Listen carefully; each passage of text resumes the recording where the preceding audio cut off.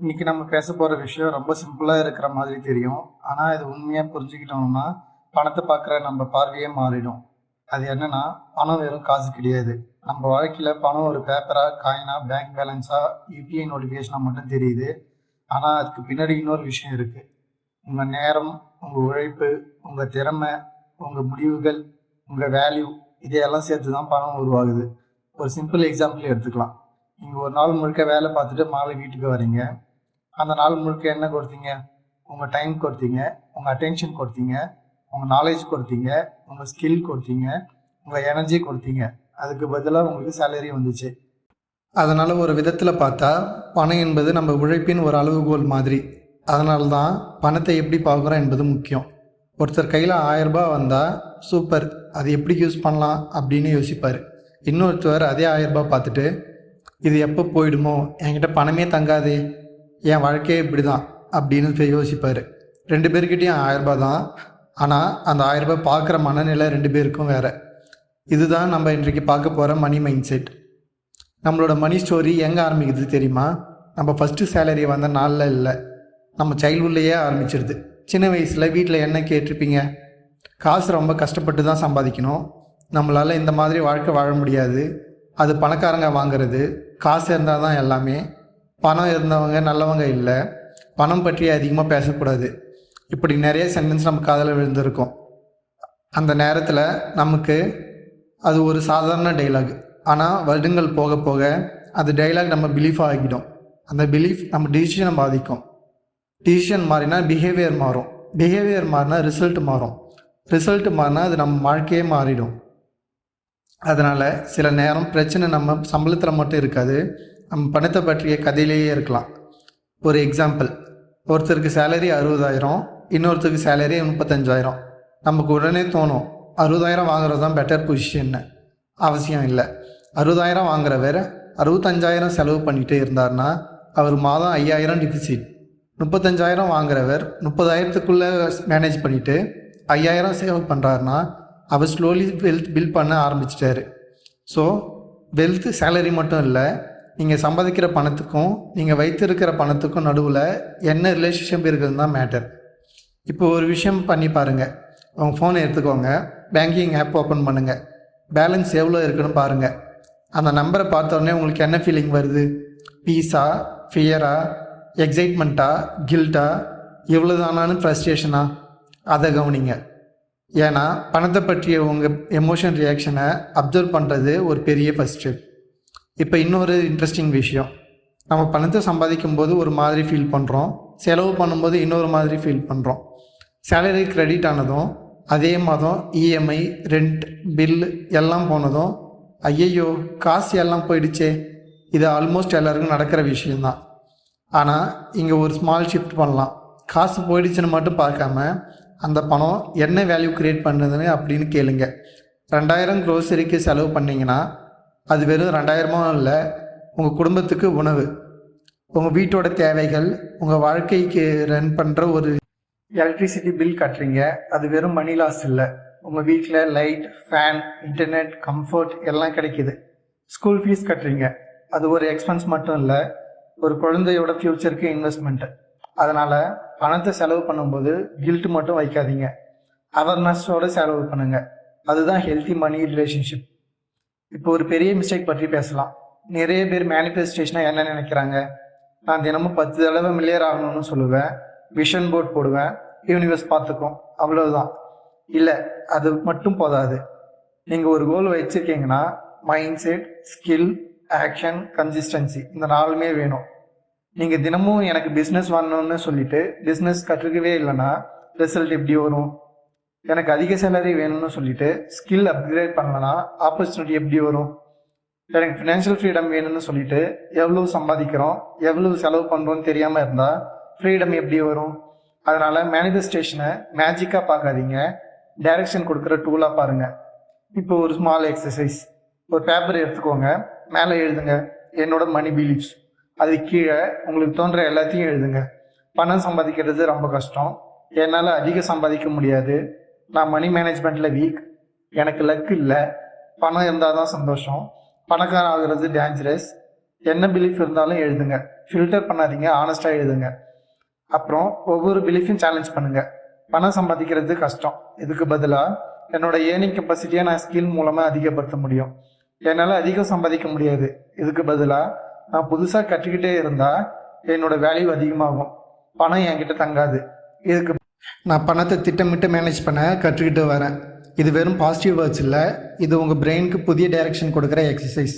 இப்போ ஒரு முக்கியமான கான்செப்ட், மணி ஃபாலோஸ் வேல்யூ. நீங்கள் உலகத்துக்கு என்ன வேல்யூ கொடுக்குறீங்க?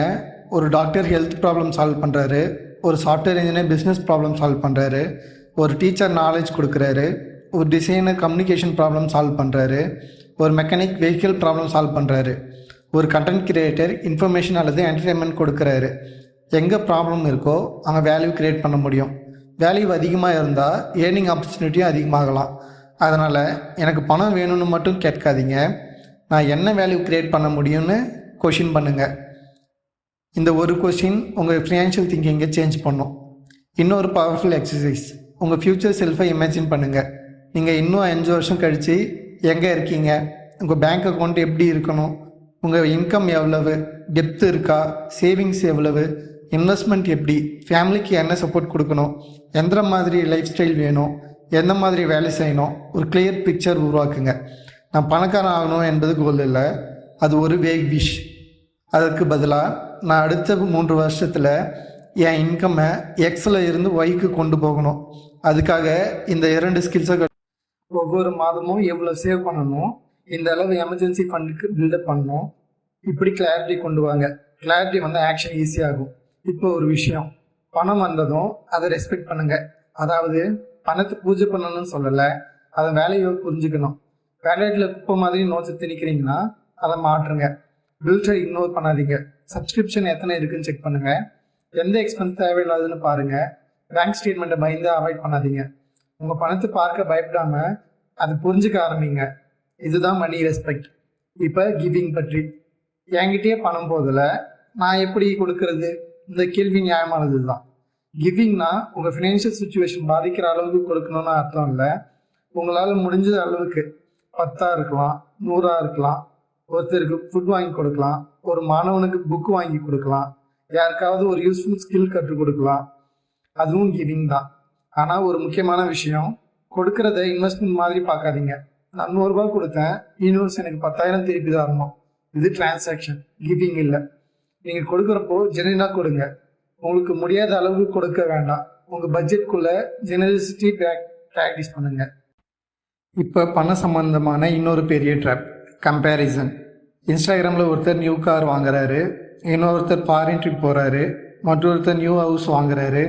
நம்ம ஃபோனை பார்த்துட்டு என் லைஃப் எங்கே போகுது அப்படின்னு ஃபீல் பண்ண ஆரம்பிச்சிருவோம். ஆனால் அவரோட ஹைலைட் உங்கள் ரியல் லைஃபோட கம்பேர் பண்ணுறீங்க. அது ஃபேர் இல்லை. உங்கள் ஃபினான்ஷியல் ஜேர்னி உங்களுடையது. நேற்று 0 ரூபீஸ் சேவ் பண்ணுறீங்க, இன்றைக்கி 500 ரூபாய் சேவ் பண்ணீங்க. அது ப்ராக்ரெஸ். நேற்று உங்களுக்கு எக்ஸ்பென்ஸ் எங்கே போகுதுன்னே தெரியல, இன்றைக்கி ட்ராக்கிங் ஆரம்பிச்சிங்க, அதுவும் progress.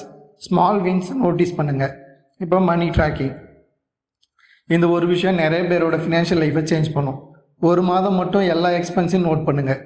Tea, coffee, food delivery, shopping, subscriptions, travel, EMI, bills எல்லாத்தையும் மந்த் எண்டில் டோட்டல் பாருங்கள். நீங்கள் ஷாக் ஆகலாம், அட இவ்வளோ பணம் இதில் போயிருக்கா? இந்த ஷாக் இட் செல்ஃப் யூஸ்ஃபுல். ஏன்னா அவேர்னஸ் இல்லாமல் சேஞ்ச் வராது. நீங்கள் எதை மெஷர் பண்ணுறீங்களோ அதை பற்றி பெட்டர் டிசிஷன் எடுக்க ஆரம்பிப்பீங்க. அடுத்தது எமர்ஜென்சி ஃபண்ட்.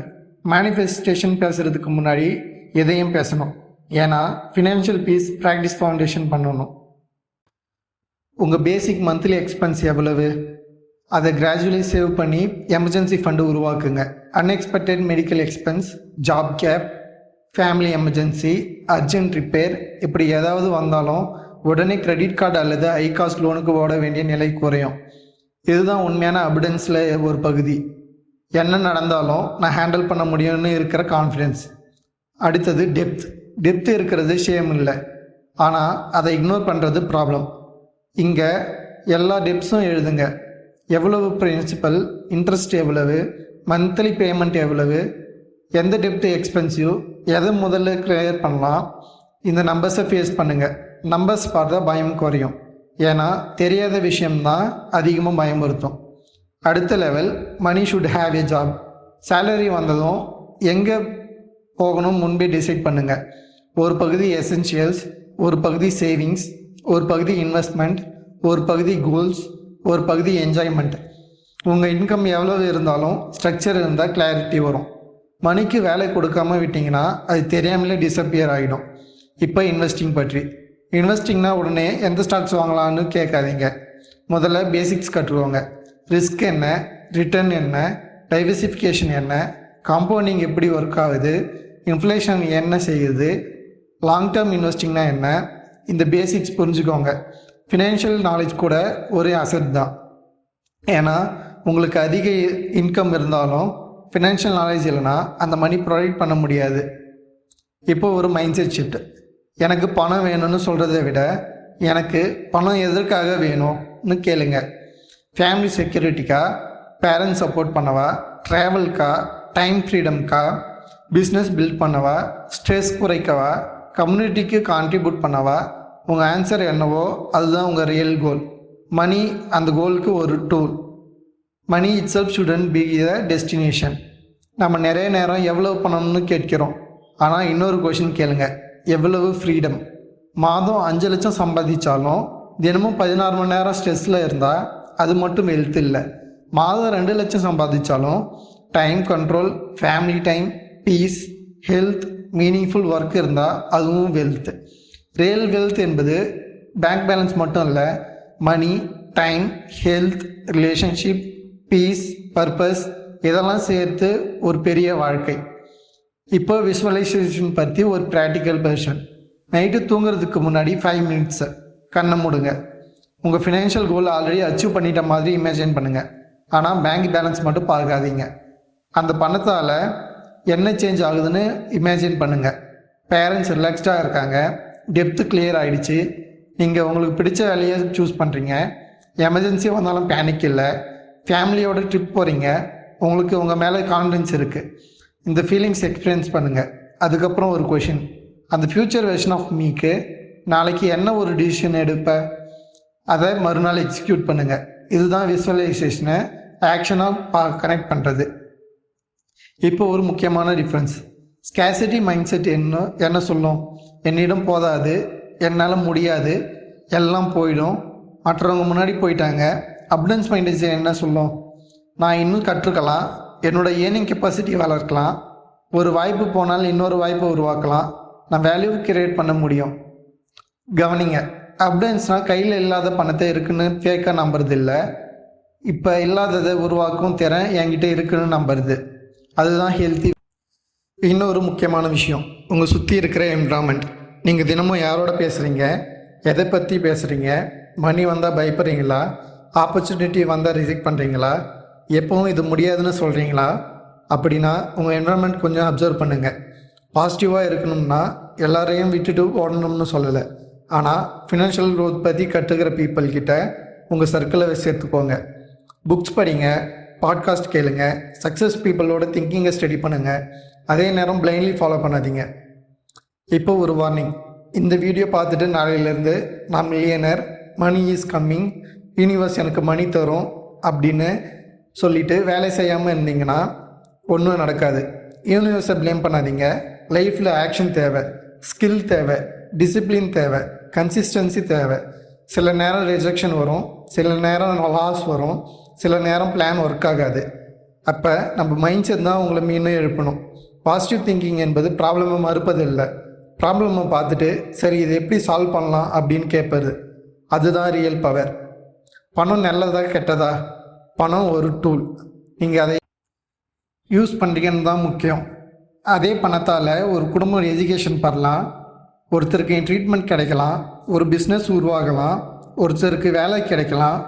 அதே பணத்தால் அன்னெசரி டெப்த்தும் போகலாம், ராங் டிசிஷனும் போகலாம்.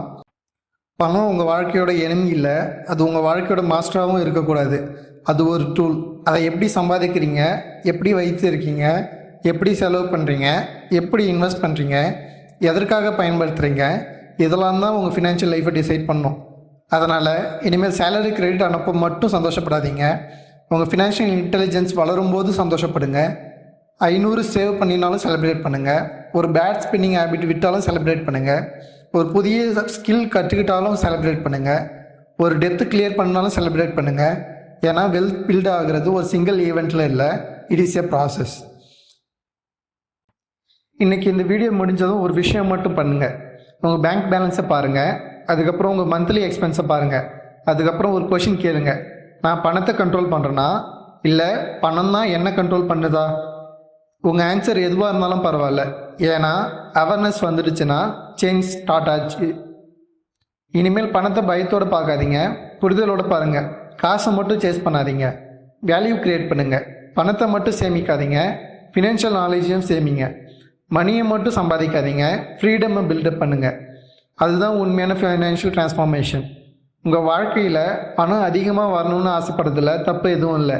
ஆனால் அந்த பணம் வந்த பிறகு அதை ஹேண்டில் பண்ணக்கூடிய மனிதராகவும் நீங்கள் வளரணும், அதுதான் முக்கியம். மணி மைண்ட் செட் மாறட்டும், மணி ஹேபிட்ஸ் மாறட்டும், மணி டிசிஷன் மாறட்டும், அப்புறம் உங்கள் ஃபினான்ஷியல் லைஃப் மாற ஆரம்பிக்கும். இன்றைக்கி ஒரு ஸ்மால் ஸ்டெப் எடுங்க, அடுத்த மாதம் இன்னொரு ஸ்டெப்.